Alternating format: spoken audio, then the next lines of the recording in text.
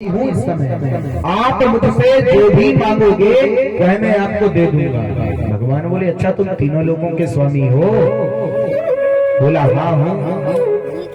तो वामन भगवान बोले यदि तुम्हारी इतनी ही देने की इच्छा है तो केवल 3 पग भूमि दे दो। बलि ने सुना तो हंस पड़ा कि एक तो आपके इतने छोटे छोटे पैर हैं और उन छोटे छोटे पैर में महाराज यदि आप 3 पग भूमि नाम भी दोगे तो आप तो उसमें शयन भी नहीं कर पाओगे।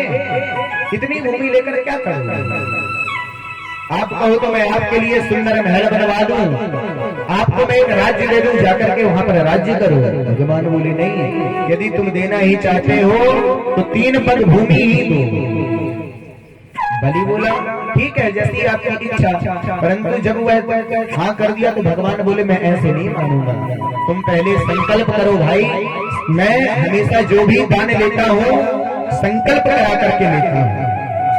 शुक्राचार्य जी ने सोचा भाई ये कौन है, इतना सुंदर स्वरूप है जिसका,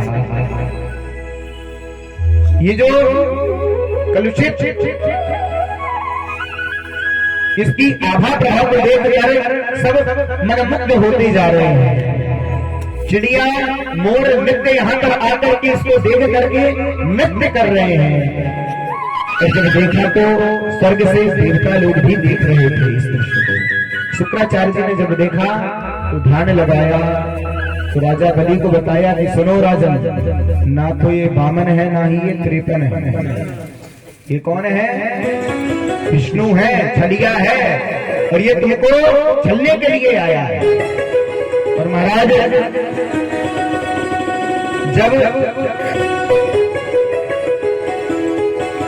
राजा बलि को ये पता चला तो राजा बलि प्रसन्न हो गया और बोला कि गुरुजी मैंने इतने सारे यज्ञ किए परंतु देखो भगवान मुझसे युद्ध नहीं किए, साक्षात अपना रूप धारण करके नहीं आया, भेष बदल करके दूसरा रूप अवतार लेकर के मेरे पास आए हैं, तो मैं कैसे भगवान को ये दान न दूं?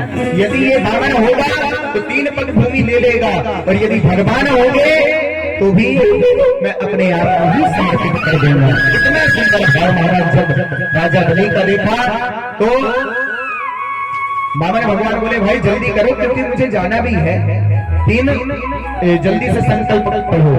तो जैसे ही जिस कमंडल में जल था तो वामन भगवान राजा बलि के हाथ में डालने लग गए। तो शुक्राचार्य जी बोले मैं ऐसा नहीं होने दूंगा। तो भेष बदल कर छोटा सा रूप धारण किया और कमंडल में जाकर के बैठ गए। और जब बैठ गए तो जल ही ना निकले।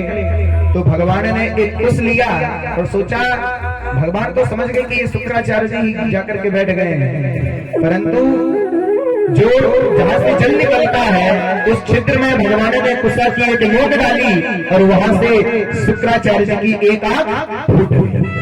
और जब महाराज फूट गई बाहर निकले तो बहुत क्रोधित हुए राजन के ऊपर कि तुमने मेरी बात नहीं मानी, जाओ मैं तुमको श्राप देता हूं कि तुम भी श्रीहीन हो जाओ। दुर्वासा ऋषि ने किसको श्राप दिया?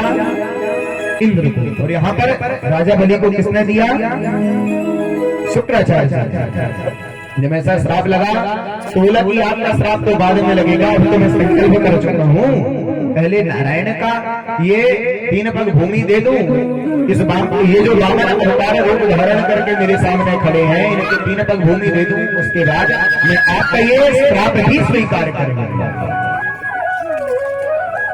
तो महाराज वामन भगवान ने जैसे ही राजा बलि को संकल्प दिया और बलि ने कहा कि महाराज आप जहां से चाहो वहां से भूमि का जो चाहो इस संसार में 3 पग भूमि नाप लो। तभी भगवान विराट रूप धारण कर लेते हैं। बोलिए विराट रूप भगवान की। तो पहले पग में स्वर्ग को नाप लिया, दूसरे पग में अन्य लोगों को नाप लिया और तीसरे पग बचा, तीसरा पग जब बचा तो भगवान बोले कहो राजा तुम तो कह रहे थे कि नन्हे नन्हे पैर हैं, तो तुम तो मुझे महल देने वाले थे, बताओ तीसरा पग रखने के लिए कोई स्थान बताओ। तो पृथ्वी पर कौन खड़ा था? बलि। तो बोला प्रभु हमारे सर पे रख दो, हमारी को हमारा ही कल्याण कर दो, अब तो कुछ बचा ही नहीं है, जहां पर मैं हूँ यही भूमि रह गई है। तो बड़ा सुंदर भाव है। आइए हम सभी बड़े भाव से भगवान को देखते हैं कि कितनी सुंदर एक मन में झांकी को श्रवण करते हुए वामन भगवान को राजा बलि के द्वार पर देखते हैं। तेरे द्वार खड़ा भगवान भगत भर दे रे झोली। तेरे द्वार खड़ा भगवान भगत भर दे रे झोली।